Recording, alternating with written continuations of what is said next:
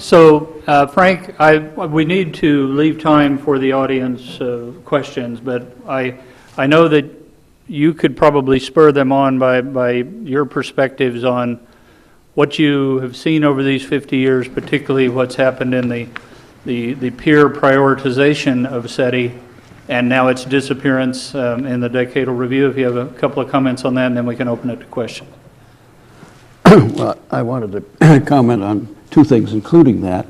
It's a disappointment to see a strong support for SETI appear in the decadal review. I think that's not so much a reflection on SETI as a consequence of the huge demands for major astronomical instruments. You've got the ALMA gobbling up money. You've got requests to build 30-meter optical telescopes. The James Webb telescope coming along. All of these are creating enormous financial demands, and I think that simply distracts people's attention from projects that are less costly. And I think that's really why SETI has disappeared, not quite disappeared, but has become a very low priority project. It's just not competitive because of its low financial impact on things. We haven't priced it big enough? Haven't priced it big enough, yeah. We know how to do that.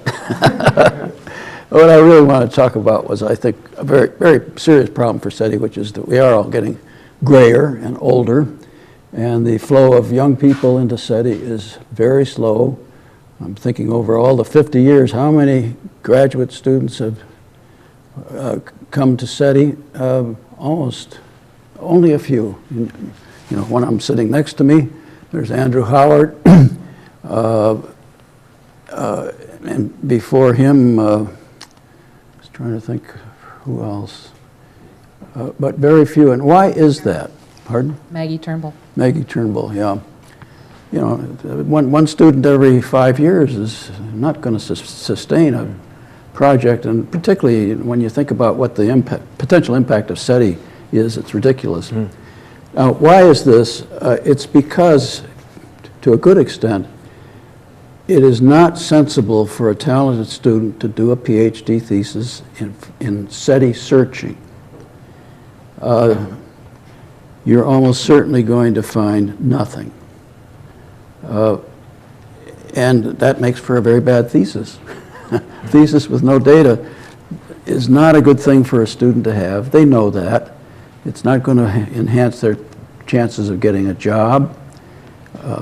And as a result, you do not find students going into PhD thesis programs where they do SETI. The ones that do, such as Andrew, are not really focusing on SETI searching, they're building equipment. And that's a good thing, too. But it does not produce SETI scientists. Where have the SETI scientists come from? For example, Jill, me, Paul, Mike. None of us studied SETI as a graduate student. What happened was we were educated in some other area which is relevant and useful to SETI, and we moved over into SETI. That's what worked for SETI, and I think is probably still the way it should be done. Graduate students should take some subject where they really produce a result and go through the whole routine of doing research and evaluating data and critiquing it and getting it peer-reviewed and all of that. Then move on into SETI. Now, how do you do that? You provide postdocs for SETI. So that a talented student, for instance, Andrew Howard is a very good case.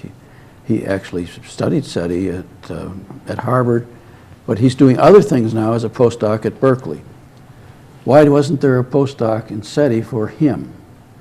Now, I mean, that's really a red flag. Here's a guy that actually studied SETI and yet has no postdoctoral opportunity to follow up on that work.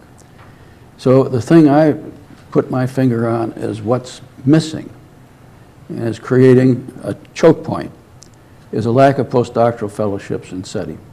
So I think my take on this is what we need to do is to inspire a benefactor to endow some postdoctoral fellowships in SETI.